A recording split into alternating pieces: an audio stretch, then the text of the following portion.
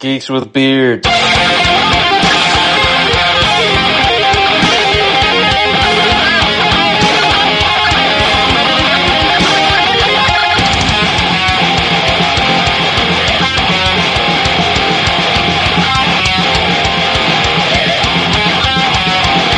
Podcast. Inspector, I know your reputation for making brilliant guesses that turn out to be right. Someone told me you claim to dream the answers.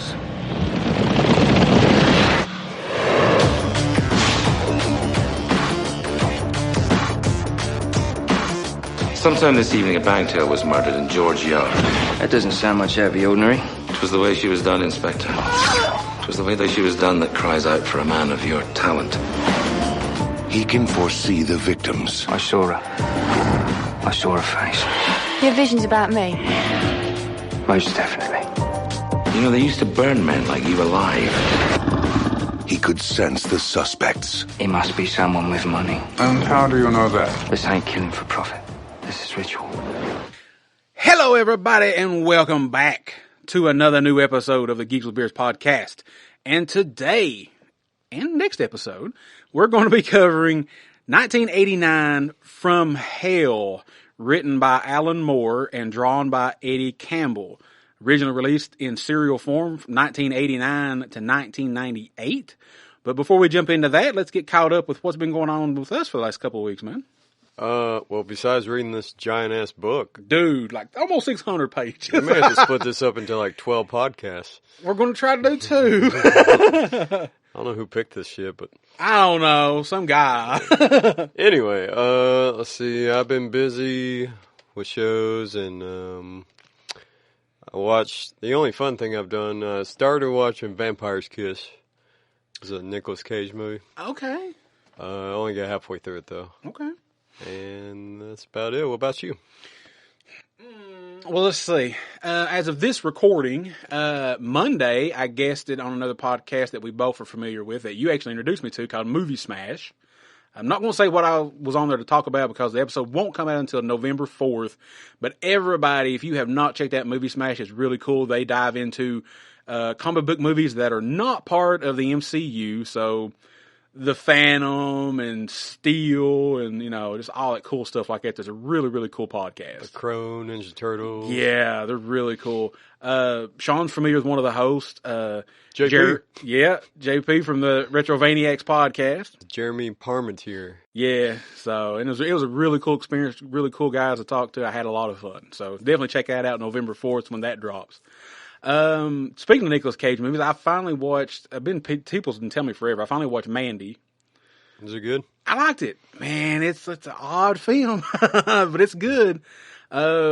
Simple plot. It takes place in the 1980s. He's a lumberjack. As he calls them, Jesus freaks, this cult, come to his home, murder his wife because she won't join them, and he gets revenge. And dude, it's awesome. It's gory. It's only on Shudder, AMC Plus Shudder. That's like 2018 or 2019, I think, when the movie was made. But dude, it's a good movie. He's got some balling ass weapons. Like he makes this axe is crazy looking, dude. Let's see. Other than that, I've read a couple books, but nothing really noteworthy. I guess it's been about it, man. For me too. It's been kind of besides, you know, you've been definitely more active than I have since our last episode, but. I've been busy. You've been busy. Got to keep them juices flowing. So like I said, we are going to delve into at least the first 7 chapters. Technically, it's 16. We have a prologue, 14 chapters, and an epilogue. So we're going to try to cover, counting the prologue, I guess you'll say 8. Man, I tell you what. I didn't know what I was experiencing. I didn't know what to expect when I got into this, man. I tell you. I mean, I knew Alan Moore's writing from Watchmen and Killing Joke and stuff like that, but whew. So I will say this ahead of time. This is very mature material. So they put the graphic in graphic novel. Yeah, I mean, I'm not going to go into detail. We'll just say, you know, nudity, whatever. But some of the words I will use is because it was used in the book. So, If you got sensitive ears, turn it off now. It's not like art nudity. It's straight up like almost pornographic nudity. It is, yeah. It's some Kama Sutra nudity. Yeah, it is. I wasn't expecting. I guess I should have known Alan Moore, but I wasn't expecting it. So anyway, we'll jump into it. We start with the prologue, and we are in Now, if I mispronounce this, any British listeners, I apologize. Bournemouth, September 1923, and we're on the beach, and we see two older gentlemen walking on the beach, and these two characters will play a very pivotal role in this story. One of the men is named Mr. Lees, and the other one is Mr. Aberline. And I'm not going to say anything else about them until, we get to them in the story.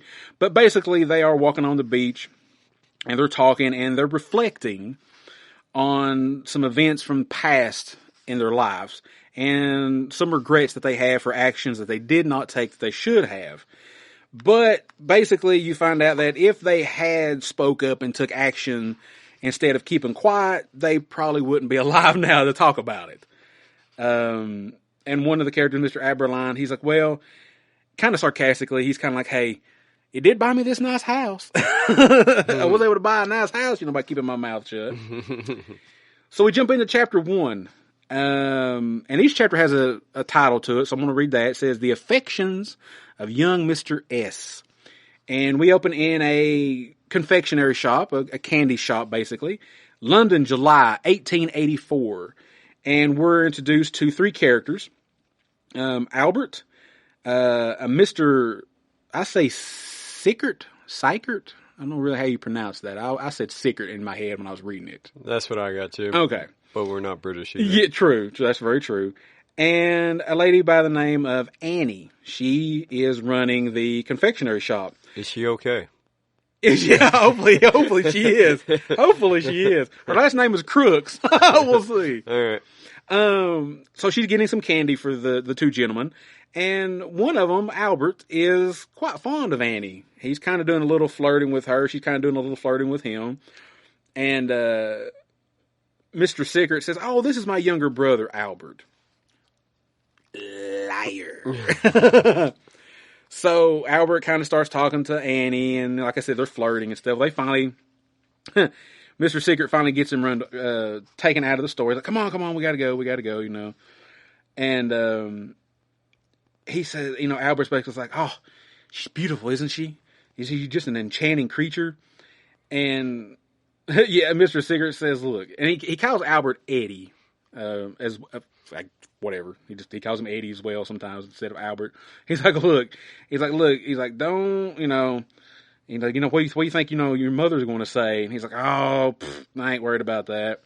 So they both get into a carriage and they drive away, and Albert, it's all he can think about is Annie.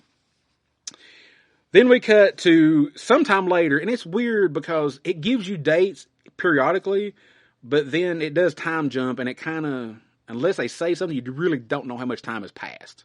That's fair, yeah. Yeah, so I'm not exactly how much sure time has passed here, but Albert's got a mustache, and him and Annie are, they have them some sex.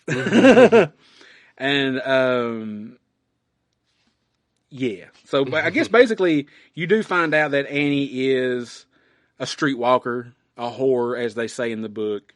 But when I first read it, I didn't know that. I thought she was only, just a lady that worked at the candy shop. Well, she's a lady of the night. That's true, yes. Then we cut to Mr. Sickert, and he is doing some drawings of a lady, and I believe this is this Mary? I believe this is Mary. And so you find out that he's an artist, and she's telling him about Annie and Albert, how they've been courting each other and stuff. And this is where you find out that it's at least been 6 months, because she's like, yeah, Annie's like 6 months pregnant. And he snaps his pencil off, and he just kind of just gives it a look like, And she's like, hey, was that your pencil that just broke? You're going to have to resharpen it. So then he runs to the hospital where Annie is giving birth, and he asks I guess it's the doctor or just the attendant at the hospital about Annie, stuff like that. And he's like, are you the father? He's like, no, I'm not the dad. He's like, I really don't know who the dad is. And the guy looks at him. He's like, do you know what box is the least used on these birth certificates? And he's like, no. And he just walks away. And of course, he's meaning father of the child. Yeah. So I guess apparently during these times in London, this happened a lot, because of their occupation. A lot of these women would unfortunately be pregnant, and the gentleman would never come back around again to try to claim the baby because, think about it, it would be a bad look on them if they were seen trying to, be a father to a working woman's baby, I guess. So he goes and he sees Annie, and she's nursing the baby, and he's asking how she's doing and everything like that, and he's like, I'm sorry, Albert's not able to. And she's like, he's probably doing something with his family. He's like, I don't like your family anyway. And he's like, look, I'll pay Mary Kelly to help take care of the baby. And he said, hey, she can even share your basement with you if you wanted to. And she's like, oh well, that'll be nice. But he said, me and Albert will be spending more time together when we get married. And Secret's like, what? When we cut to the wedding, and it's just very small. It's basically an elopement, basically. We've got Albert and Annie, Mary Kelly, and Mr. Secret all there, and he keeps telling Albert, like, you can't do this. You cannot do this. Albert's like, let's just hush. He's like, this means a lot to Annie, and she's arranged it, and, I'm not going to ruin it. I love her. And he's like, you can't do this. He's like, you can't do this. He's like, what happens when this gets out? He's like, nobody will know. Nobody will figure it out. And at this time, you don't know what's going on. You're like, well, why can't Albert marry her? He's like, he's just the normal dude, right? What's going on? Well, then we're on a ship, and apparently it's going to France. And we have Mr. Secret on there, Annie, and Mary Kelly, and the baby. And basically they're kind of taking a vacation, I guess. And Annie is saying, hey, it's good to get away from London for a while and everything. And she's like, I hate the royal family. And she says, you know what we call the royal family? She's like the famine queen. Talking about, some of the Irish people, because apparently Annie's Irish. Which I guess at this time there was a lot of Irish people that lived in London as well and stuff, so. And then, again, like I said, we're just jumping here. I don't know how much time has passed. We're back in London again. And I'm sorry, it says, Mr. Secret says, 1888 is looking to be a devil of a year. So at least 4 years has passed. So this whole thing takes place during, the Gilded Age. But this story is pretty much the main story is between 1888 to 1889. Yeah. Is pretty much is the story. So he sees Mary Kelly, and she's got Annie's baby, carrying around, and they're talking, and just kind of shooting the shit, just kind of catching back up, seeing how everything's going and stuff. And Mr. Secret noticed there's a commotion going on up the street. And he's like, we better go. He's like, I need to get Albert out of my studio. So they get to his studio, and you see a couple of gentlemen in a carriage, and Annie is screaming. She's screaming for Albert, what's going on and stuff. Actually got two carriages, I'm sorry. And they're taking Annie and Albert away. And Secret stops Mary with the baby, and he says, for God's sake, woman, he said, just run with the child. Get out of here. She's like, why? He said, just go. Just run. Take the child and run. And this is where we find out Albert's secret. Albert is actually the prince. He's Prince Albert. And this is the first time that Annie even knows it, because he kept it from her. That's why he pretended to be Secret's brother. So these gentlemen are putting Annie in one cart, and it looks almost like a prison cart. It looks like it's got bars on the windows and stuff. And they are taking Albert away in another cart, and he's screaming for her. They're screaming for each other. They don't know what the hell's going on. They just feel like they're getting kidnapped. They don't know. So Secret sees them go away. He kind of looks around from the corner of a building, and he picks up, it looks to be some type of piece of material. It might have come from Annie. I'm not 100% sure.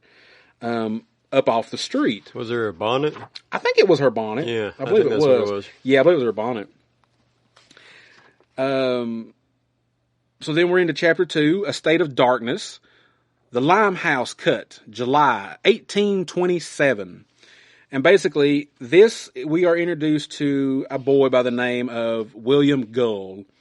And him and his father are having a conversation on their little barge. And you find out that William's family own a barge company.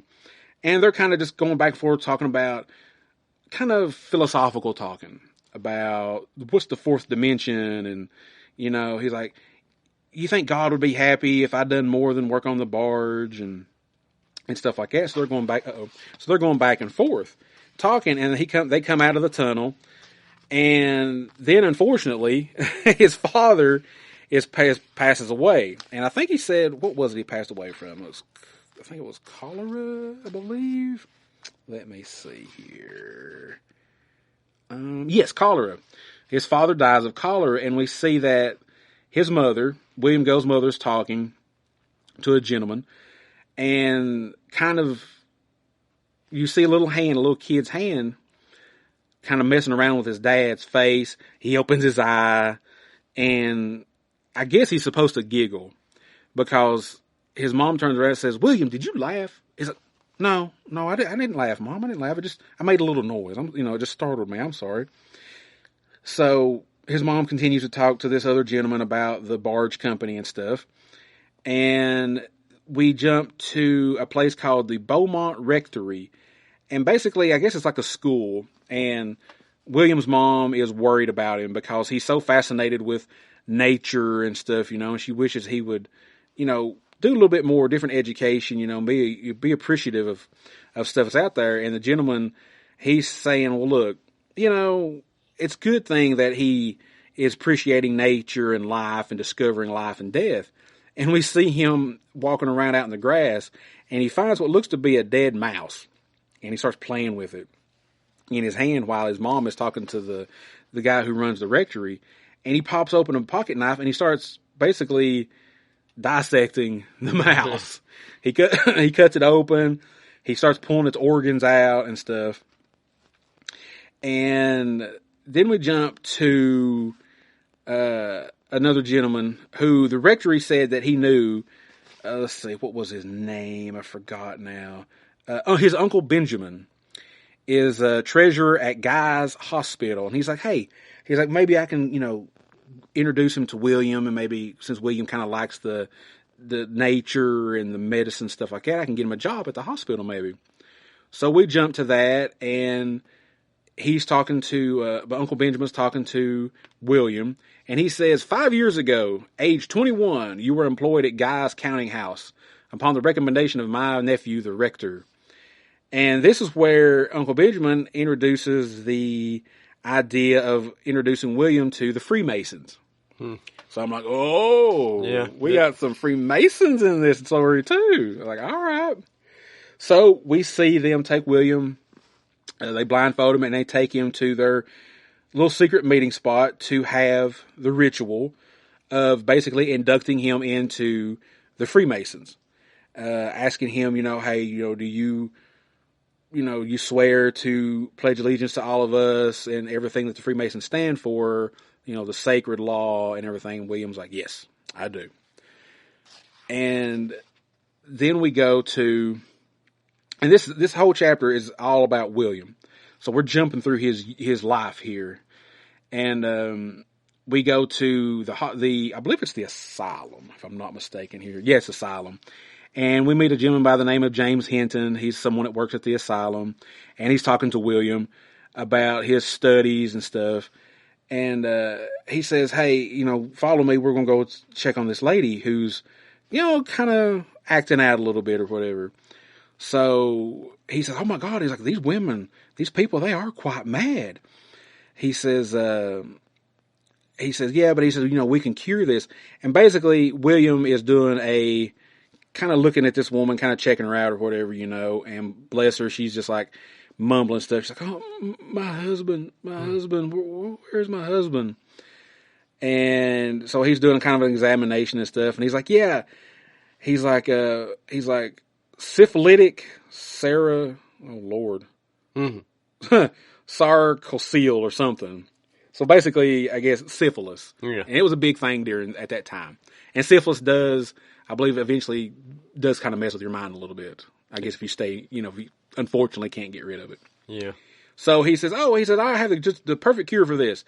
He's like, but it's a little too late for it. He said, but if it worked, it would be iodide of potassium. And so they walk away, and the lady kind of grabs at William, and she's like, oh, is that you, Jack? Is that you, husband? Is that you? And William's like, no, it's okay. It's all right. And they leave the lady in there. And then we cut to apparently William has married. And at the time, we just know her as Mrs. Gull. I don't think her name is given yet that I noticed. And basically, they're on their honeymoon night, about to consummate the marriage. And apparently Mr. William's a stallion. So it doesn't end the way he wants it to, and she's a little ashamed. She's like, oh, I'm sorry. You're not mad, are you? And he's like, no, I'm not mad. And then we have Williams walking around, where we at here? Dorset Street. And he's talking to another gentleman. And basically they are discussing different traditions, different religions. I think he's another Freemason. I forget his exact name off the top of my head now. But yeah, they're just kind of speaking about different stuff, Freemasonry and religion and everything. And he's talking about grapes. Grapes will play an important role in this story. And so he's like, "You ever had a grape?" He's like, "Oh, grapes are delicious." And the grapes at this time, grapes were something that usually only kind of the wealthy people had. Yeah, it was a luxury that only wealthy people would have. And then we are at a Freemason meeting where they're all at here, and they're just talking about different things, about stuff that's going on in the world and stuff, kind of talking about different religions and stuff. It's like ideology. Definitely some ideology stuff. Yeah, for sure. And then we cut to an older lady, and this lady is, you find out to be Queen Victoria. And she's talking to Dr. Gull, and she's like, I'm indebted to you. It is thanks to your interventions that the life of our son has been spared. We have been informed that you've spent many hours at his bedside, lifting him bodily upon your shoulders while his bedding was changed. So William Gull ends up being the royal physician, the royal doctor. And he's like, I'm so honored that you would consider me to be the physician to the royal family. And, he's like, that's a great honor, which at that time it was, to be basically the doctor for the queen and her family. That was something to definitely be happy about, because you're probably taken care of pretty good by then. Making some serious bank. Definitely making some serious bank for sure. Again, it's William seeing to some various patients. Because like I said, we're kind of just going through his life and stuff here. He's seeing various patients, and we find out that he likes to use laudanum.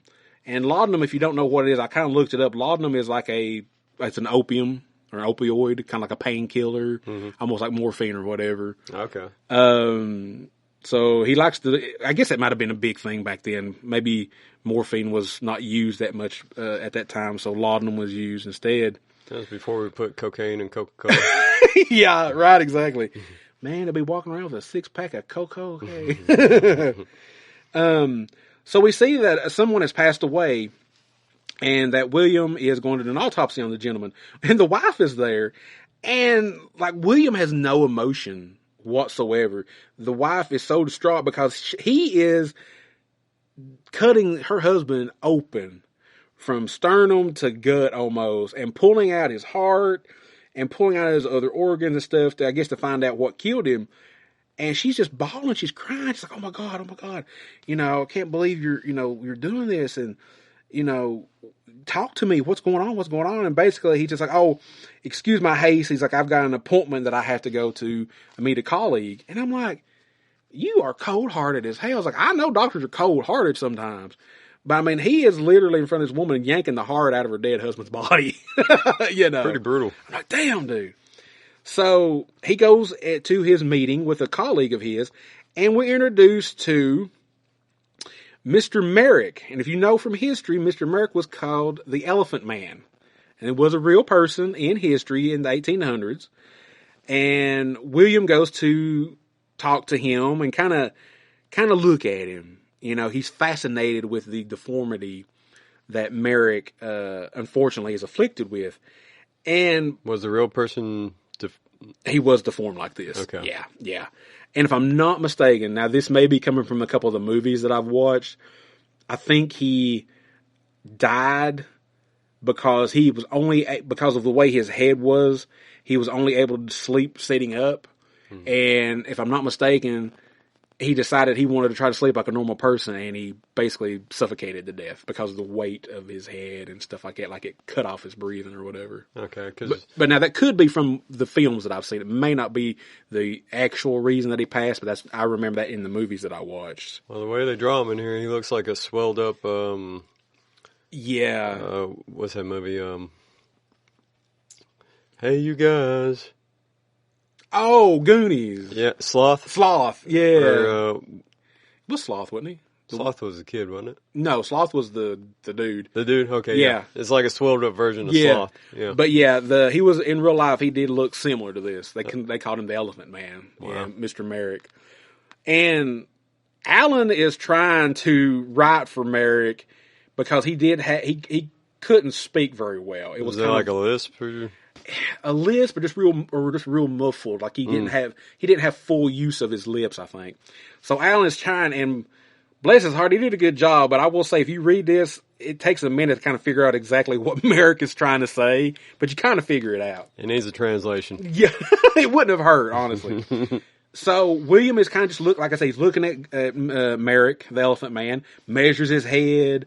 He's talking to him and stuff, and he's like, look, you don't understand, Mr. Merrick. He says, you are an amazing, specimen of humanity. He's like, in some countries, you would be worshipped as a god.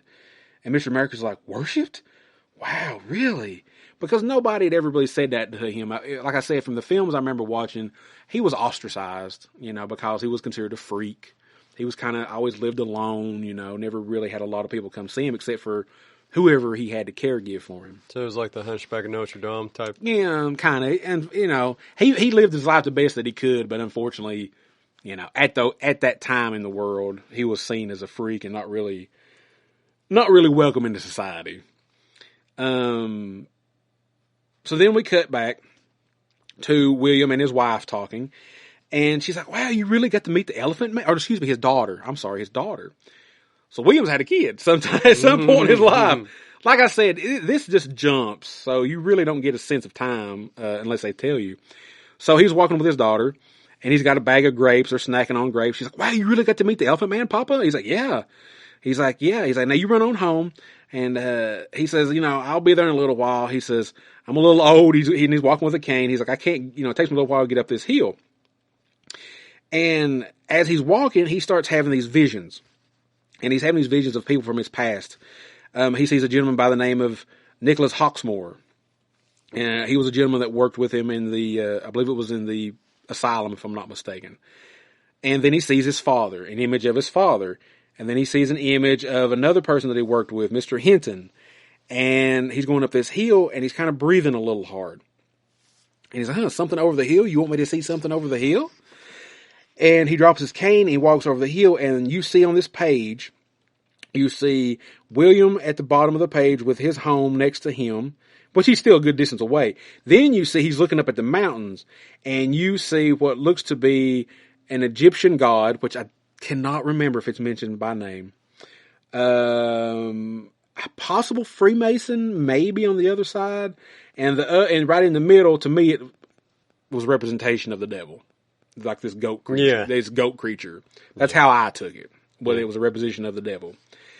And unfortunately, William ends up having what he calls a heart seizure, or a heart attack is what I would call it. And he starts kneeling to the ground, and he says a name. He says, Jabulon. So that might be that god. It may not be Satan. It may be Jabulon. And he keeps saying that, and his daughter and his wife look at the window and say, oh my God, like, Papa's kneeling. What's going on? And she's like, oh no, it's your father. It's his heart. Oh, we have to hurry. We have to call the doctor. Get him in the house. Hurry. So they do. They get him into the house, in which he does survive. And we get back to Queen Victoria. She's like, I'm glad to see that you're recovered from your illness, that you're okay. And by this time, we've kind of caught up to the events of Albert and Annie. That's where we're at now. with William Gull's life. He is at the time of Albert and Annie. And basically, Queen Victoria is like, yeah, Albert has impregnated a lady of the night. And we can't have that because that will bring scandal to the family. So I need you to take care of that lady for me, please. And she's like, do it however you want to do it. It just needs to stay quiet and it needs to be taken care of because we cannot have this scandal in the family. She's like, I'll leave it completely in your hands. All the details are all for you, but gotta keep it quiet. And I'm like, you old bitch. These two are happy. So William meets up with I guess it's kind of the family driver, John Netley. He's he's the coach driver, and I guess he's mainly just for the royal family. And he's telling Netley, hey, let's go to the asylum, basically. Or excuse me, Guy's hospital. And they go there, and sure enough, Annie's at the hospital. And he's like, oh, Miss Ann Crook, I presume. And she's like, look, what's going on? Where's my husband? Where's my baby? Y'all just took me away. I don't understand what's going on. I'm scared. Explain to me what's happening. So they take her downstairs and hook her up, strap her down to this table and everything. And he's like, you're strapping me down. She's like, I won't be strapped down. Why are you doing this? And he's like, fear not. He's like, those thoughts and memories, we'll take care of those. He's like, I'll take those away and relieve your suffering. And she's like, oh God. She's like, when I look upon your face, I'm afraid I cannot help it. Who are you, sir? So basically he's going to use some kind of chemical therapy or, shock therapy or something to basically fuck up her mind, to basically make her crazy to where she can't say anything. And, after they strap her down, that's where we end with chapter 2. And we go into chapter 3, Blackmail, or Mrs. Barrett. We are in Cleveland Street, London, August 1888. And it's Mary Kelly, and she's got the baby, Annie's baby. And she comes up to Mr. Sickert. She's like, look, I've done the best I can with this child. And by now, the child looks to be, what would you say, 8? Yeah. 6 to 8 years old, probably the little girl. Yeah. So she brings her, like, I've done the best I can. She's like, you're going to have to take this child. And he's like, well, I can't do anything. What can I do? I'm not a father. What can I do?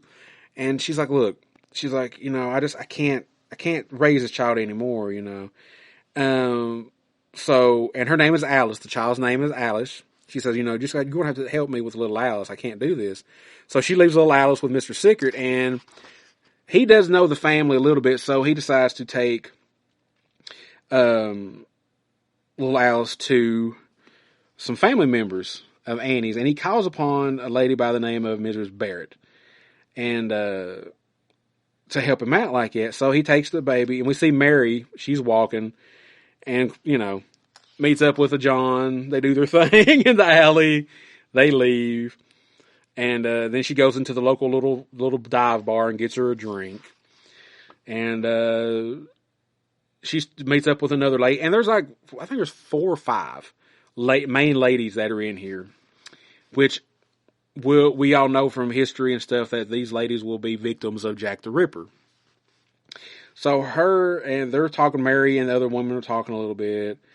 And the other lady's like, yeah, she's like, I got rid of one baby and now I'm expecting another one. She's like, but it's part of the job, I guess, unfortunately, And you find out later on in here that they say that was one way that, unfortunately, these ladies would end up dying sometimes. Because I guess it's just so many abortions or whatever, pregnancies or whatever, Not healthy abortions either. No, definitely not, for sure. So they just kind of have a conversation about what's going on and stuff, And Sickert arrives to Annie's family, and he says, look, I'm a friend of Annie's. He's like, and this is your granddaughter. So these are Annie's parents. Yeah. This is your granddaughter, Alice. They take her in, and the father's a little aggravated. He's a little pissed off or whatever.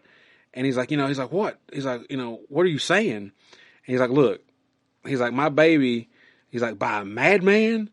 And he's just like, no. Like, you just don't understand.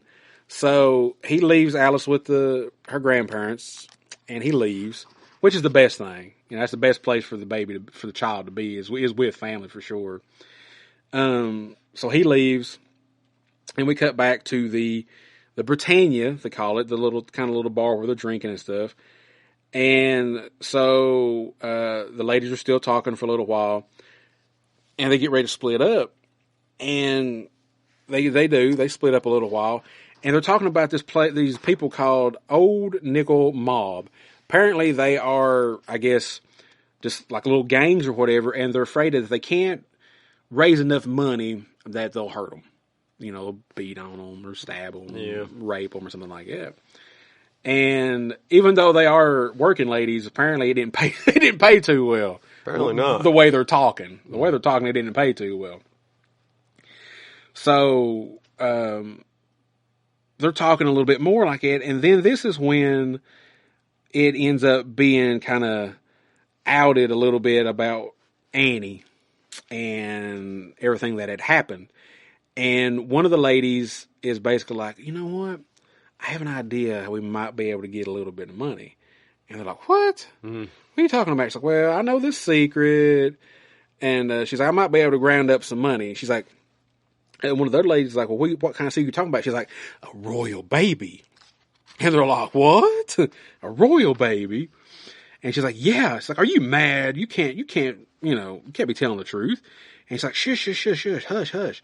She's like, she's like, here you are, Mary. She's like, I've put it on the slate. She's like, now what are we going to do? And she's like, it was Prince Albert's baby. He fathered a baby with Annie Crook. And so they're basically coming up with a way to blackmail the royal family to get the money. And so they leave the bar. Because they're trying to make up that, was it 10 pence? Was it 4 pounds a piece or something like that, I believe? Yeah, they needed 4 pounds each, I believe, to keep from the gang hurting them, basically. Beating on them a little bit. Protection money, I guess, is what you would call it. I think that's what they end up calling it. So they're like, you're going to blackmail the royal family? She's like, honey, that's treason. If you get caught, you'll be hanged, you'll die. And she's like, oh, we don't got to approach them. She's like, I know the very man that, we can do this to. And she's talking about Mr. Sickert. And so they depart. They go their separate ways. And basically, she sends I'm sorry, I've jumped ahead. We see here, is this Mr. Yes, Mr. Sickert is walking in the street, and it's raining. And he comes upon a lady out in the rain, and she's just wearing a gown. And he looks at her, he's like, oh my God, Annie, is that you? Mm-hmm. He's like, how did you get out of the hospital? And she's a little coherent, but you can see that they have messed this woman's mind up badly. And so she's kind of just babbling on a little bit of stuff, but a little coherent here and there. She's like, the queen said, off with her head. And bless her heart, she just uses the bathroom in the middle of the street while she's talking. I was got that where she referenced the queen off with her head. It was the queen that ordered her to... Yep, ordered her to be silenced, yeah. So a police officer rolls up. He's like, hey, sir, is this woman bothering you? And he's like, no. He's like, but, she's from the hospital. I don't know how she got out. So the constable's like, okay, ma'am, come on, let's get you back to the hospital. It's time to go to bed. Let's go. And Sickert goes home, and then this is when he finds the letter, and he reads the letter. And I'm going to read the letter to you real quick. It says, Dear Mr. Sickert, I know you're an honorable man and will be concerned for the good name of your brother, in quotation marks. If you do not want the world knowing of his misbehavings, I'm sure you don't. You must get me and my friends 10 pounds each at the Britannia as soon as you can. Yours faithfully, M. Kelly. Mary Kelly. So he sits down in his chair and he's basically just like, oh, fuck. What am I going to do? Chapter 4. What doth the Lord require of thee? Now this was the chapter that about broke me, man. This chapter about broke me, man. In case our readers don't know, this is all handwritten. all handwritten. This was in like magazine form, I believe. So Yeah. this is the collection, the trade paperback collection, almost 600 pages. So they had to shrink it down a little bit. So it didn't help it. I'm trying to read it, but yeah, this chapter almost broke me, man. So anyway, Brook Street, London, August 1888, and we see Secret again mulling over this letter. You know that Mary Kelly wrote him this blackmail letter and everything, and he turns to someone. He's like, "Look," he's like, "You're the only person I can turn to, Alex." He's like, "You're Albert's mother." It says Eddie's mother. Sorry, Eddie's mother. You see, I just don't have the money. He's like, "Look, they think I'm rich, but I'm not." He's like, "So, you know," and he's like, "I just don't know what I'm going to do. I don't know what I'm going to do." And she's like, and his name is Walter Secret. This is where we first find out what his first name is. She's like, "Look, of course I understand that after the trouble last time." She's like, "You know, I won't be able to keep my mouth shut." She's like, "You know, Queen Victoria's going to have to be told." I'm like, "Why did you tell this woman? Why are you telling people about this?" So then we cut to Queen Victoria, and of course the woman has brought her the letter that Walter was written by Mary Kelly, and she's like, She looks at the letter. She's like, "Bring me Dr. Gull now." Dr. Gull shows up. She says, she shows him the letter. She's like, "If you must enlist the apocalypse, more familiar with this class of person and their habitat, I leave the means to you, Sir William. You simply make sure that it's done and done well." He's like, "All of them?" She's like, "All of them." She's like, "Go, Sir William, and do your work." So he's like, "God keep you safe, Your Majesty, and Godspeed to you, Mr. Gull." So the other lady just signed a death warrant for the other women. So Gull gets on the carriage with Mr. Netley, and they start traveling across the whole city of London, mapping out different areas. They're looking at like London. the tallest spires. Landmarks, stuff like that. Yeah, different places. Battle Bridge Road. There's so much in this chapter. Unfortunately, I'm not going to be able to go through all of it. That's okay. We can sum up. They're traveling around. Yep. Get ready to make a map. Yep. And what kind of conversation are they having, man? What conversation is William having that Netley's listening to? Yeah, Netley's just there. He's like, whatever. Because unfortunately, Netley would be your layman. Yeah. He'd be us. Yeah. You know, Gull is your in his own mind, very educated man, very smart person, and he sees Netley as an imbecile. So Netley kind of don't understand what he's saying, so he's just like, So what's the conversation they're having, man? It's basically like his ideology of his beliefs and all that kind of stuff. Yep. And basically he asks Netley at one point, he's like, "So what would your thoughts be if women were in control?" Oh, yeah. And Netley's like, "I don't think I'd like that too much, sir." Exactly. Because he asked him, he's like, "Oh, what do you think of women?" I'm like, "Well, I like women." I do like he's like, "No, what do you really think of women? Not sleeping with them." Yeah, he's like, "What do you think if they were in power?" Yeah. He's like, I don't think I'd like that very much at all, Mr. Gull. Exactly. So basically, of course, this is the 1800s. Women were kind of second-class citizens to men. Well, he tells us this big story. It's like, well, in the beginning, women were like in charge, and then we kind of, let them do that for a while, and then we kind of did, started taking over. We see what happened to the world, so men got in charge. Now, listeners, we're not agreeing with this. We're just telling you what's happening. This is the story. This is what Gull is saying. This gives you an idea. Now, granted, keep in mind, this is after Gull has his heart attack. Now, I'm not saying he didn't believe this before his heart attack, but his heart attack definitely affected his mind. Mm-hmm. It did cause him to have these hallucinations and stuff. At least that's what I feel. I don't feel like, now I'm not saying he was a good person before, because we know he was very kind of cold and standoffish, but I feel like his heart attack messed with his mind a little bit more than it already was.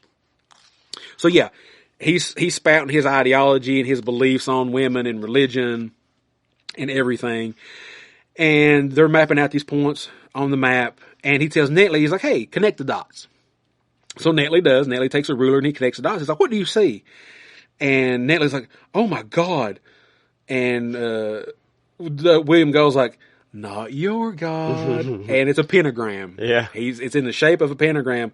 And Netley's been complaining that his belly's been feeling a little off anyway. He's had a little upset stomach, a little indigestion. Because they're at the church at this point, right? Yes, I do believe so. Okay. I believe they are, yes. And that happens to be the center of the pentagram. Yeah. So Netley's been complaining pretty much the whole ride. His belly's been a little upset. He's not felt too well. Well, basically, this tears his nerves all to pieces. Netley runs away. He's like, Netley! He's like, where are you going? He's like, come here. He's like, I can't do this. Because Netley knows what he's going to do. He's confessed what's going to happen, that these women have to die for the benefit of the kingdom and the benefit of Britain in altogether. These women have to die.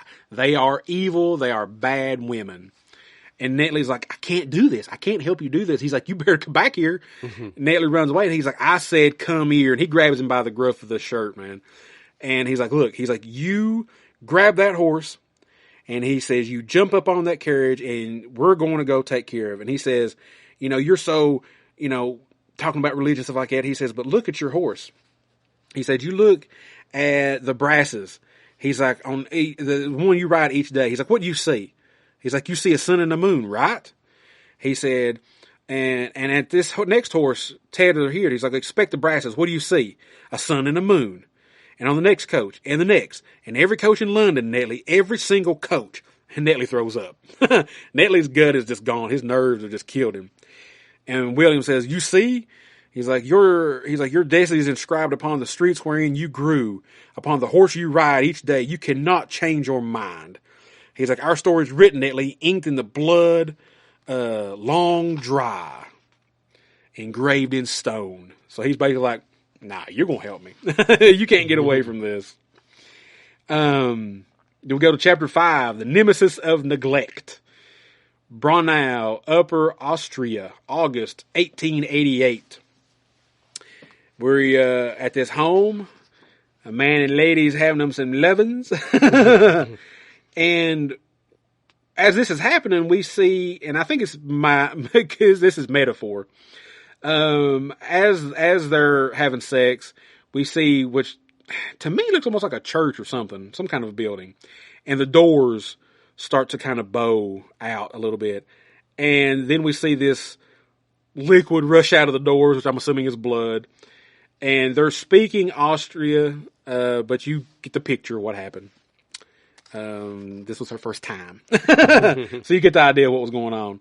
And then we have some great artwork. Eddie Campbell did amazing artwork for this. Yeah, it's cool the different styles he went to. It almost reminds me of when we read The Crow. Yes. And that sequence they had. The dream, almost like the dream sequence where he sees the horse and stuff like that. Yeah, the flashbacks.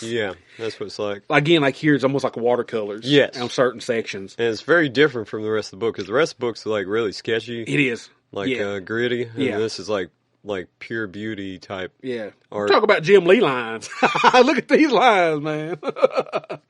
Listen. The way Eddie drew it. All right.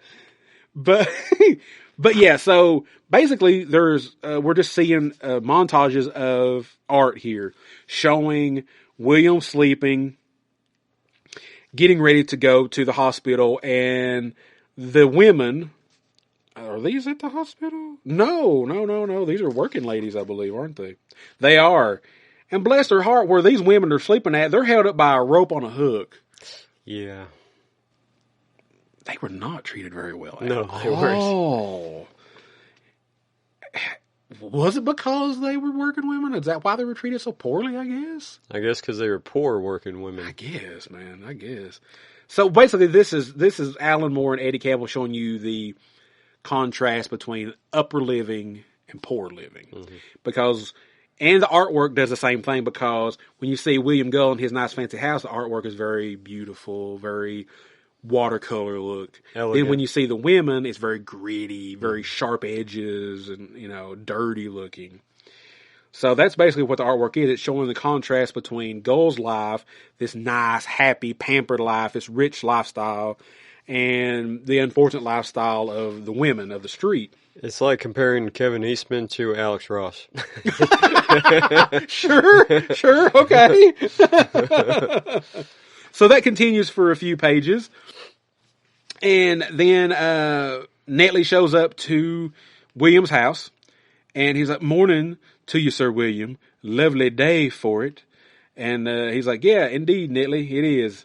He's like, "Head to the London Hospital towards Whitechapel Road." And if anybody knows anything about Jack the Ripper, Whitechapel was very synonymous with some of the murders, the East End of London. So he takes Gull to the hospital. Excuse me. And as they're on the carriage and talking and stuff like that, we see one of the ladies working and getting paid. And he goes back to the London Hospital, and that's where Mr. Merrick is, the Elephant Man. So he's going back to visit Mr. Merrick, talks to him again. And he's like, "I'm sorry, but, this is going to be a little bit of a quick meeting." He's like, "I've got to go to Scotland Yard, and have a meeting there as well." So he keeps talking to him and stuff. And he's like, "Look," he's like, he talks about sleeping. He's like, "A peaceful slumber signifies a peaceful time ahead. If he starts violently from sleep, he augurs war. A fascinating notion, don't you think?" And he's like, basically, it's like, you should be able to sleep like a normal person, have a restful sleep. And this is the last time we see the Elephant Man, but it shows, after William leaves, it shows the Elephant Man in the corner of the picture, and you see his bed, and you see the pile of pillows, because again, like I said, he had to sleep basically sitting up. So basically Alan Moore's inferring that Dr. William Gull is the one who kind of said, "Hey, Elephant Man, would you sleep normal? Mm-hmm. Yeah. Sleep like a regular person." Did he do it on purpose to kill him because he was deformed, I wonder? Or was he genuinely trying to be nice to him? I don't know. That's a tough one, yeah. Yeah, I feel like he knew he would die if he slept normal. I feel like he was... If he's as smart as he says he is. I think he did it on purpose to kill him, I think. So we cut back to the Britannia, and we see one of the ladies in there, and she's buying her a drink. So she just made her a little money to get her a drinky drink. So we cut to Scotland Yard, and William goes to see Sir Charles Warren. And basically, he is the head of Scotland Yard, but he is also a Freemason. And William is telling him what's got to happen and what's going to happen. And you need to keep the law away and not bother me. Turn a blind eye. And so Sir Charles basically says, "Well, some of my cops, they're straight, narrow guys, so I can, there's some Freemasons that work, that are officers too, so we'll just have to switch them out, basically." Even though he's a Freemason, Charles is not really happy about what's going on, but he knows that it has to happen. It's something that's got to be done. So we cut back to the Britannia, and a couple of ladies are in there drinking, and one of them's name is Ellie, and the other one's name is Liz. And they're talking a little bit, about the whole situation.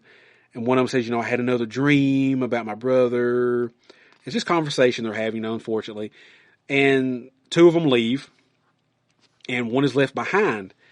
And Netley shows up. And Netley, he's like, "Hey." He's like, "Tell me." He's like, "Have you ever seen such a pretty bonnet before?" And because again, these ladies don't have nice things, unfortunately. And then we see some more artwork of William Gull walking around town. He goes to a museum for a minute and looks around there. And then you see him. He goes home. He has his dinner, and he's waiting on Netley to come get him. He has his dinner. He shaves. He grabs some grapes. He grabs his medical bag. He grabs a bottle of laudanum, and he goes to the carriage. Netley picks him up at home. The lady from earlier that Netley had gave the bonnet to is leaving the bar, and she's it's like, "Look," talks to this one guy. He's like, "Look, where's my money at?" She's like, "Look, I'll have your money. Don't worry, I'll have your money." He's like, "Well, if you ain't got my money, your ass is out on the street." He's like, "I'm going to give you a little bit more time," but he's like, "Your ass is going to be out on the street." So she's like, okay. And she's sad, she didn't want to be out on the street, but what can she do? She's trying to earn the best she can earn. So she goes back out, and we see what William is doing. William is taking the laudanum, and he is coating the grapes with it. he is going to drug these ladies. So, and he's having a conversation with Netley about what's going on and stuff. And he's like, head for Whitechapel Road. And let us hope your eyes are equal to the task ailing us. So then we cut to the lady. She's walking around, speaks to another woman on the street. And William Gull and Netley come up on her on the chariot. Excuse me. Or the coach. I said chariot. Coach. And he's real nice to her. Basically, he's going to be a customer. He's saying he's going to be a customer, but he's a very wealthy customer. He'll buy her anything, give her all kinds of money. Mm-hmm. So she gets in the coach with him. He's like, tell me, child, have you ever had grapes before? And she's like, oh, sir, I can't believe it. She's like, may I have more than just one? He's like, take all that you want. And this lady's name is Polly. And unfortunately, she was one of them that found out the secret about Albert and Annie. She's one of the 4. She's one of the victims, yeah. And he's like, oh, child, take all that you need. Don't even worry about it. Just eat them all. So they're having conversation, and she's, talking about her life a little bit, and he's just being real nice to her, talking real niceties to her, And he's like, Netley, stop opposite the hospital. So she's starting to feel the effects of the laudanum. And we see that apparently, from what I took, it was William comes up behind her in the coach and looks like he snaps her neck. Looks like he breaks her neck. That's what I got from it too. In the coach, yeah. He's like, it looks like he breaks her neck. But he takes her out of the coach, he carries her, and he carries her down to the street. And he's like, Buck's Row. He's like, named for Diana's sacrificial beast. And he lays her out on the street. He opens up his bag. He gives Netley the knife. He tells Netley, he's like, Netley, I need you to do this for me. He's like, I need you to cut. I think, what did he say? Cut. Was it left or right? Or is it right to left? I forgot. No, left to right. Left to right. Yeah. Well, poor Netley tries. And it doesn't work. So he takes the blade back from him. He does it. Slits her throat. And then he begins basically to disembowel her. And leave her on the street like that. Leave her on the street half naked, throat slits, guts hanging out. She's discovered by passersby. The law is called. The passersby just kind of like, maybe we should do something. Yeah, like, should we call the police? Yeah, we're running late, man. We better go. Yeah, let's go. Let's get out of here. Because, again, working women, they don't care. They at first, because it's nighttime. Yeah. So at first, I guess they don't notice that she's dead. They think maybe she's just sleeping. Well, one dude thought she was still alive. Yeah. Like, she's still warm. She's still, yeah. Well, she's probably pulsating because yeah, bleeding out, but whatever. Yeah. So they eventually finally call the police. And they discover that she did. She did, all right. And so they take her to the morgue to, it's like we need to take her to the morgue to confirm her death. Dude, her guts are hanging over her shoulder and her throat slit. Just she's bled out. She's dead, man. Well, they got to figure out what the cause was, too. True, very true. So that happens. They get her to the mortuary and stuff and figure out what's going on. And again, here's the beautiful artwork again. William goes in the carriage. He's being taken back home. His wife is asleep. He undresses, cleans up, gets in bed with his wife. We do see a picture of Merrick, the Elephant Man. He's still sleeping normally. He's still sleeping, setting up. So he's not dead yet. He's still sleeping normal. And we see contrasting pictures of Gull sleeping and Polly dead laying on a slab. And I like that contrast that they have. Yeah. So then we go to chapter 6, September. Great Scotland Yard, August 31st, 1888. And we are introduced to Fred Aberline, who we said was in the prologue before. And we find out that his father was a saddle maker. Because he's daydreaming a little bit. And you find out that he is a police officer. And he's worked his way up from kind of the dregs, the bad areas of London to Scotland Yard. But, of course, Sir Charles summons him and says, hey, we need you to go investigate these murders that's been going on around Whitechapel in the East End. He's like, wait a minute, what? He's like, no. He's like, why would I go back there for? He's like, I've worked my way up to be here. He's like, I don't want to go back there. He said, that's a horrible place. He said, that's a bad place to be. He's like, I don't want to go back. But he's like, look, you're the best, like the best investigator that we have, so we need you to go there. He's like, he reluctantly, unfortunately goes. And he goes back home, and his wife, he's just got that look of disgust on his face. And she's like, Frederick? She's like, dear? She's like, is everything okay? She's like, you've hardly said a word since you came in. He's like, Whitechapel. He's like, they're sending me back to Whitechapel. She's like, oh. The band? Yeah. She's like, oh, Frederick, I am so sorry. It's like 14 years in that stinking bloody hole. Then finally, last November, I made Inspector Second Class. I moved to Scotland Yard. Next thing you know, this February, another promotion. Inspector First Class. I thought, Fred lad, this is it. 1888 is going to be your lucky year. And some tart had her gizzard slit, and I'm back in Whitechapel tomorrow for the inquest. 14 years, 14 bloody years. So he's depressed. He's like, I got out of that hellhole, but I'd be damned if I ain't got to go back now. Dragging me back in. So, as it said, September 1st, he's back in Whitechapel. He's being introduced to the local police officers, Detective Sergeant J. Divison. He's like, Whitechapel. He's like, expert? He's like, Whitechapel victims more like it. He's like, I hope I'd never be back here again. So basically they go to the inquest, which is in a courtroom and basically asking questions about, well, what did you see? When was, were you the last person to see Miss Polly? Was she okay when you saw her last and stuff? So, that's basically what he's there for, because he's getting information. He's trying to listen, see what's going on. They leave.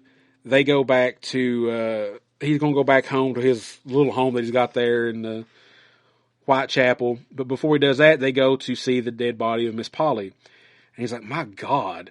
He's like, there's no mistake about it. It has come to a sorry end at last. And the family, the son and the husband of Miss Polly are there to identify the body. And basically, they didn't have the best marriage in the world, but he didn't want to see her like this. He didn't want to see her die like this, And then we go to a church for the funeral of Miss Polly. And I like how it does the dates here. It shows the different dates. Now we're on September 3rd, Monday, September 3rd. And we're with Aberline and some other detectives, and they're trying to work out, what happened and everything. And you can kind of tell Aberline's a good guy. Like, I think he's probably the best guy here in this story. But he also, being a man of that time, he just, again, sees them as women. Yeah. A tart, as he called her. So they don't see it as very important, but they're making it to be important to find out, who murdered, this woman like this. So he's looking at the evidence and everything, and he decides that he's going to go check out the Buffalo Bill show. And he's like, oh, I'm so sorry. The gentleman tells him, like, I'm sorry. He's like, Mr. Bill, he went home months ago. Colonel Cody went home months ago. He's like, oh, there's no Wild West show here tomorrow? He's like, oh, no, you're thinking of Mexico Joe. Mm-hmm. He's like, he employed some of Colonel Cody's Indians. He's like, I'll tell you, right. So he talks to Mexico Joe because they think Indians might have did it. Yeah. Because they're not white people. They're strangers, that come in and out of the town. They pass by in this show. And I was curious about it because where it's Britain, like I didn't know Native Americans had a presence over there. Well, I guess they were working with Buffalo Bill's show, the way I took it, and I guess it said Mexico Joe hired some of them. So I guess they traveled with Buffalo Bill's show, and they stayed behind when he went back to America to work for Mexico Joe, I guess. That makes or Mexican sense. Joe, excuse me. Yeah. So, yeah. So, anyway, Aberline's talking to him, and he's like, look, all my Indians were there. I know where all of them were. They were with me, none of them were away from me. I knew exactly where they're at. So, Aberline's basically like, well, okay. It's like, I just, it's just something I wanted to check out. I want to make sure. And so, that's a dead end. And Aberline leaves, and he is walking around town and stuff like that, and talking to a few other police officers and stuff. And you can see that people are making a spectacle. of where the murder scene. He goes to the murder scene where Miss Polly was, and you see kids and stuff running around like, "Oh, I'm Miss Polly. Oh, I'm gonna kill you." I'm like, "What the hell, man?" Yeah. I'm like, "I thought today people were crazy." I was like, "What the hell, dude?" And they're just making a spectacle of it. So then the next time we see them, they are going to bury Miss Polly, and they're all talking and everything. And they're like, "Hey, I seen in the paper that they're calling the killer Leather Apron." And they're just like, "Oh, really?" He's like, "Yeah, because it was basically where her body was dumped by a gull was kind of like where butchers work at and stuff like that. So, of course, they all wear leather aprons." And he's like, "Well," he's talking to this guy named Sergeant Thick. And he's like, "Well," he's like, "I don't know about that." He's like, "We'll just have to see." And they apparently Sergeant Thick is not liked by a lot of people in that area. They don't like him. They're like, "Oh, Johnny Upright. All the dips and dragsmen call him." Oh, and he's like, "Why?" He's like, "Oh, he's like, he does anything to get a conviction. He'll fake a confession. He'll beat a confession out of people like that. Even if they're not guilty, they'll confess just to get him to leave them alone." So he's a crooked cop, basically, how I took it. I took him as being a crooked cop.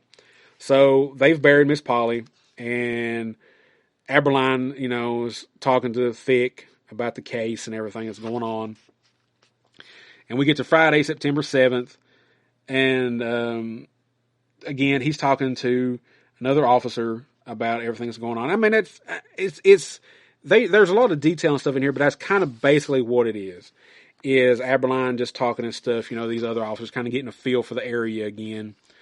And he goes into the bar, and he gets a drink, and he sees this lady sitting at the table. And she's calling herself Emma. And he's just going by his first name, Fred, but he's not saying that he's a cop. He's saying that, "Oh, I'm a saddle maker," like his father was. And they just kind of just strike up conversation. He kind of just tells most kind of a little bit of his life, but he's not giving her the details of being a cop, And he knows she's a working girl, but she's really nice to him. He's really nice to her. And he's like, "When can I be able to see you again?" She's like, "I'm here most nights." She's like, for a saddle maker, she's like, "You got nice hands." Because I guess in that kind of profession, you should have rough, calloused hands. But his hands are smooth. Yeah. So kind of gives him away a little bit that he might not be telling her the truth. So we go to chapter 7. Our final chapter for this episode is called A Torn Envelope. September 1st, 1888. So again, we're jumping. We're jumping time. And we see a few people in some panels here. We see Walter Sickert sitting there, still like, "Oh God, what the fuck's going to happen?" We see Gull getting ready to go and do another murder. We see some journalists sitting at the table at their office, kind of mulling over the story, what's going on. And then we see a lady here, and her name is Liza. She's like, she's talking to another lady she's living with, and she's like, you don't have a little bit of soap I can clean myself off with a little bit, do you, or whatever? She's like, "Look," she's like, "Here, I got a little bit of money. Take the money, and clean yourself up a little bit." And so she does, and we find out that the lady not feeling too well. She's been feeling a little under the weather, been feeling a little rough, But again, she's one of the other ladies trying to find some money to keep from getting hurt because they think that the gang killed Miss Polly. They don't know that it wasn't, but unfortunately, they will find out eventually. So this lady, she's not feeling too well. Spoiler, Dan. Hey, everybody knows the story. Come on. So she's not feeling too well. She's having conversations, with these other ladies and stuff.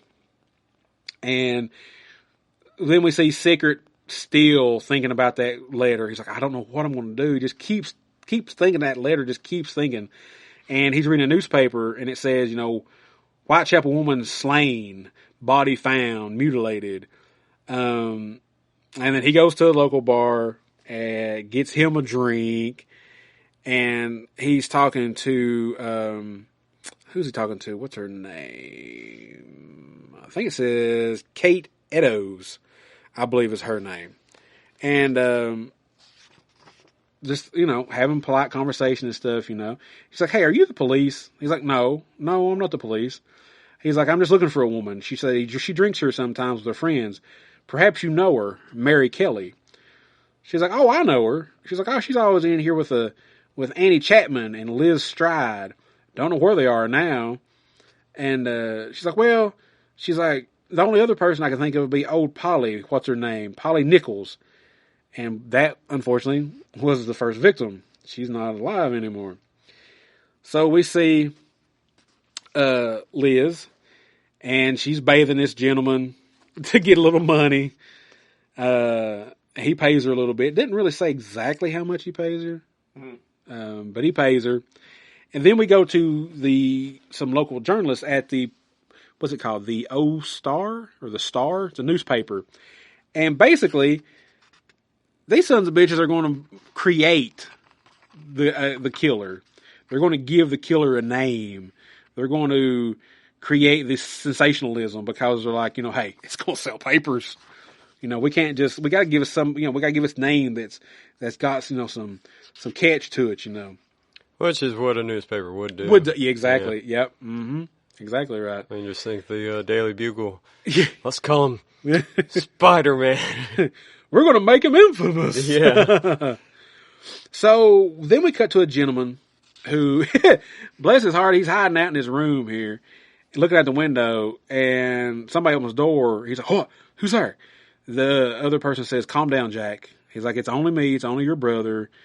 And you find out that Jack is a suspect, that Sergeant Thick has him as a suspect as the leather apron guy, as the killer. And he's like, this is where you find out that Thick basically does what he needs to do to get a confession, beat it out of you or whatever. And that's why a lot of people don't like him. So then we see Liz. She's walking around and she's not well at all. She is sick. She's bad sick, unfortunately. And so she's walking around, and another lady comes up to her and says, look, you're not doing well. You need to try to get you some medicine, try to feel better. And then we see William getting on his carriage for another night of escapades. And so the other lady, she's in there. She's talking to her landlord, basically. He's like, look, you got my money? No, I don't got your money. She's like, but I promise I'll get it. He's like, look. He's like, I'm going to give you just a little bit more time, and then you're gone. Mm-hmm. He's like, you're not going to be a freeloader and stuff.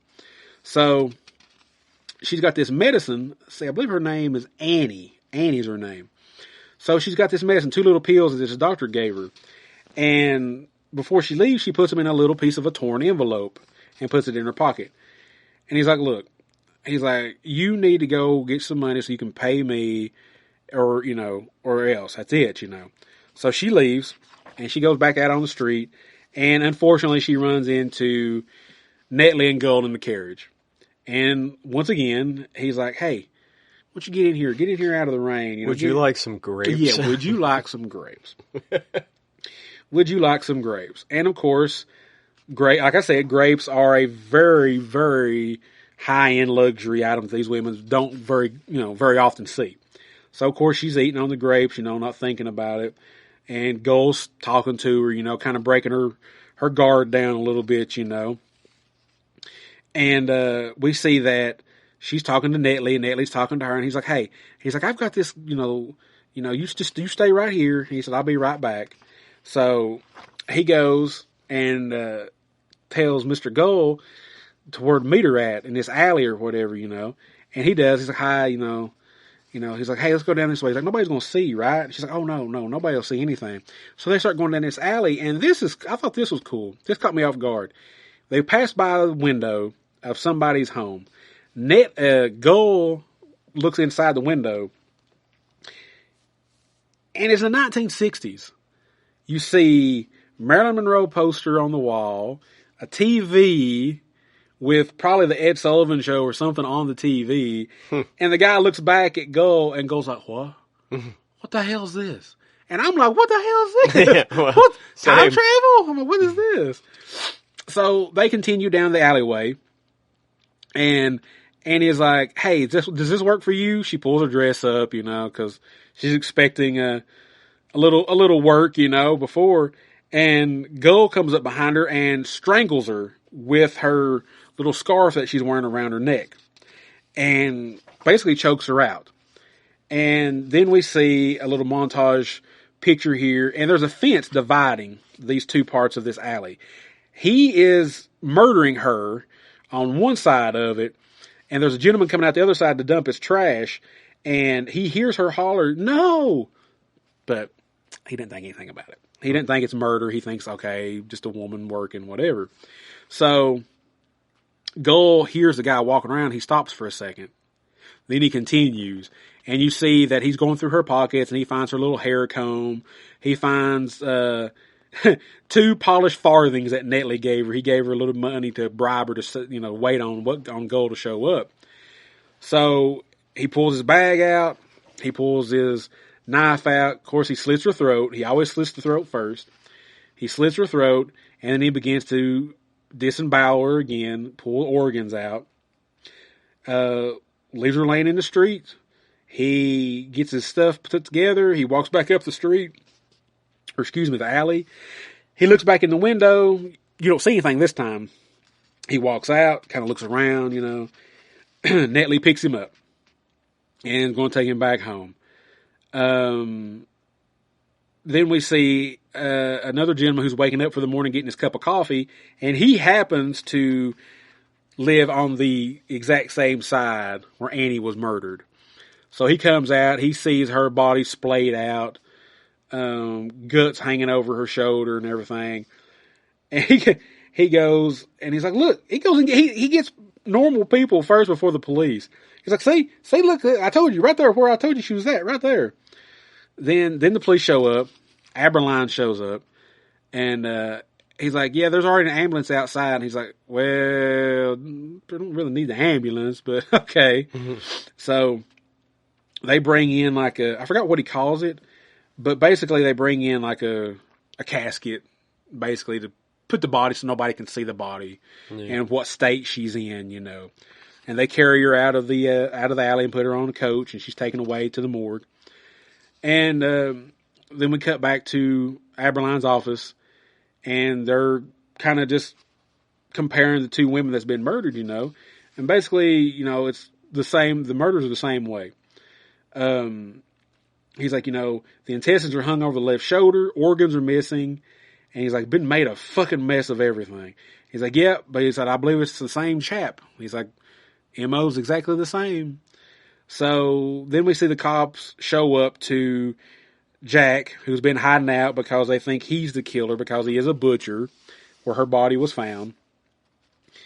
And then we see that Thick is making a statement. Not really saying that he's caught the killer, but he's like, look, possibly we've got the leather apron. He's like, I'll talk to you a little bit more tomorrow about it. Well, Aberline shows up and basically he calls him out. He's like, look, I know what the fuck you're doing. He's like, I know how you do your job. He's like, you gonna cut that shit out. Cause Aberline, he's over him. Cause Thick is just almost like a regular sergeant.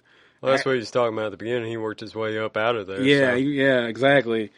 And he's like, yeah, can I have a word with you? He's like, well, he's like, look, I need you to drop all this leather apron stuff instantly. He's like, sir. He's like, look. He's like, Pizer, which was the gentleman's name. He's like, look, he was watching the fire at Radcliffe Docks when Polly was murdered. He's like chatting to a policeman. He's like, I know all about you, Thick. He's like, I know all about you and Elson and your bond system. He's like, once more, he's like, I'll have you scrubbing floors. I'll never call you Johnny Upright again. And he walks away. And you see Thick is rubbing his head like, oh God, oh God, oh God. I'm in trouble. So Aberline goes to another inquest where they're asking questions about people, who was the last person to see Annie? Did you see anything? And, so, just trying to figure out what happened, who was the last person that might have seen her alive. And Aberline is walking on the street talking again. And then we cut to the journalist, and this is where they decided that they are going to create the killer. And he's like, look, let's get some stuff rolling here. He's like, we'll say the killer wrote a letter to the papers. And so they start writing the paper. And he says, what did he say here? Oh, he was going to write it in blood, but unfortunately the blood had kind of coagulated, so he couldn't use the blood, so he got red ink instead. And he says, how are you going to start this letter to the cops? And this is the first infamous letter from Jack the Ripper, the Dear Boss letter that the police received. And I remember looking up some of the historical stuff that even at that time they believed that this was probably a fake letter. Oh, really? That was probably a manufactured letter that actually wasn't from the killer. So the letter reads, Dear Boss, I keep on hearing the police have caught me, but they won't fix me just yet.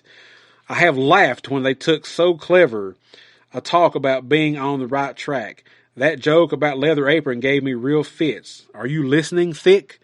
I am down on whores and shan't quit ripping them till I get buckled. Grand work the last job was. I gave the lady no time to squeal. How can they catch me now? I love my work and want to start again.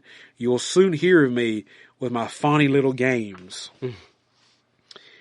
I saved some of the proper red stuff in a ginger beer bottle over the last job to write with, but it went thick like glue and I can't use it. Red ink is fit enough, I hope. Ha ha! The next job I do, I shall clip the lady's ears off, just for jolly, wouldn't you? Keep this letter back till I do a bit more work, then give it out straight. My knife's so nice and sharp, I won't get to work right away if I get the chance. Good luck. Yours truly, Jack the Ripper. Don't mind me giving the trade name. And that is how we end Chapter 7 of From Hell. And our first episode of 2 covering this humongo story that we have here. Yeah, the first 4 chapters to me drug, and I get it. You're building up Gull, who he is, why he ultimately does what he does, the kind of the scandal, why it goes the way that it goes. But once 5 hits and the murder start, in my personal opinion, it picks up. Yeah. It gets real good from 5 on to 14. That's the thing, too. We're trying to cram this into a podcast, whereas, like, this went over how many years? From 1989 to 1998, I think it said. Was it that late? Or, hell, maybe I said it was wrong. I feel like it's what it said, serial form. All right. But it went on for a little while. Yeah, and I'm trying, we don't want to be disrespectful to the material, to Alan Moore or Eddie Campbell, but unfortunately we are having to kind of digest it, simplify it a little bit, but I'm trying to give you the basics of it. Yeah, I mean, you really do need, if you want to, you really do need to read it for yourself to get the full immersive, experience of the story, because it's very complex. It's written very well, a lot of detail, some detail that maybe didn't need to be in there, but Alan put it in there. So we're just trying to give you the basic plot and motivation of the story and of the characters. It's and still trying to respect it as well, because it's a great graphic novel. It's a great piece of literature that, if you're not an Alan Moore fan, it would make you an Alan Moore fan. Or if you're just a Jack the Ripper fan, it's a great fictional version of Jack the Ripper. Mm-hmm. Yeah, the artwork's really good. Yeah, Eddie Campbell's far. really cool. We looked him up briefly. He worked a little bit on some Batman, some Captain America, some Hellblazer. Yeah. So he's been in the big leagues a few times, yeah. I mean, he only does like one-offs and stuff. He didn't do like a lot of like ongoing runs. This is probably like his longest thing he's ever done. Yeah, for sure. Definitely for sure. Let's see. Yeah, it says this was originally published in serial form from 1989 to 1998. Okay, so that they almost 10 years. Yeah, so we're trying to cram a lot in a little time. I believe it was in like magazines or something in England at the time, I believe. Maybe like the newspapers or something? Possibly, yeah. That's cool, though. It fit on page 3 over there, I'll tell you that. Yeah. I love it. It took me almost a week to read it, and that was with work and stuff like that. If people just stayed with it, you could probably read it quicker than that. But the collected version, I got this on Amazon for about $30, a little bit over $30 with shipping. This is the original black and white version. They also released a master version a little bit later where they actually colored it. I don't know. I haven't seen pictures of the colored version. I guess it looks pretty good. I don't mind the black and white. I kind of like it. I kind of think it fits the doom and gloom of the story being black and white. But, reader's choice. If you wanted the color version, it will cost you a little bit more, but it's not expensive, honestly. It really ain't. And if you just want to read online, you could probably do Amazon, do Kindle or something, if you want to do that. So, yeah, to buy the single issues, I think it was going to cost me like $80. I'm like, well, we need it soon. So let's get it now. Like I said, this collected edition, I found it on Amazon with shipping. It was like $31 and change or something like that. For as thick as it is. No, dude. Like, if this is a phone book, I could smack somebody upside the head with and knock you out, so. All right, so if you want, we'll save questions and comments and all that stuff to the next episode. We will, yeah. We didn't have many, but we did have a couple. And a lot of it, I think most people's experience with this is the movie adaptation that they did in the early 2000s, starring Johnny Depp. He played Aberline in the movie. Which is actually what I saw first. This is the first time read, if we didn't say that before. This is the first time read for me and Sean both.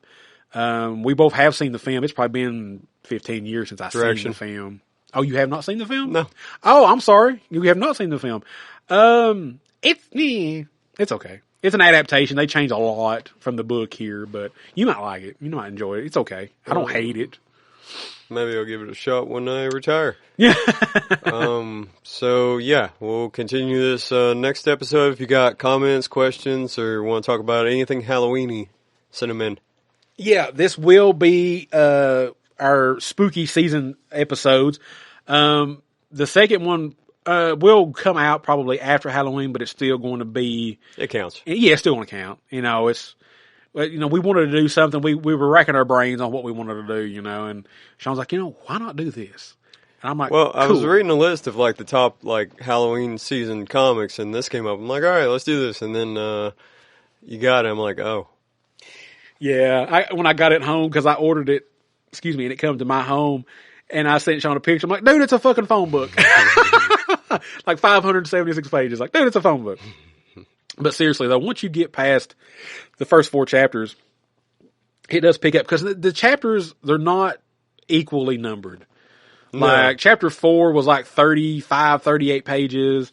Some of them are 24 pages. Some of them are 10 pages. It just, it's just however they done it at that time. Did they come to you, sir, as a loyal Mason? Did they ask you to help them cover up the prince's secret marriage? All right, that will do it for this episode. But before we head out, if you want to contact us, we have very many ways to do that. We have a Facebook. We have an Instagram. We have a YouTube channel that has our audio episodes up for your listening pleasure, plus toy videos if you want to watch us talk about some older and new toys. We also have an email address, geekswithbeardspod@gmail.com, if you want to send us any audio clips that you want us to play on the episode, or just read something that you have suggestions for episodes or anything, or histories. So, until next time when we cover chapters 8 through 14, plus the epilogue of From Hell. Don't go out at nighttime on the streets, ladies. Mm-hmm. Stay home. Do your whoring at home. Do your whoring at home. Goodbye, everybody. Up in the sky, look! It's a bird! It's a plane! It's... Geeks with Beards.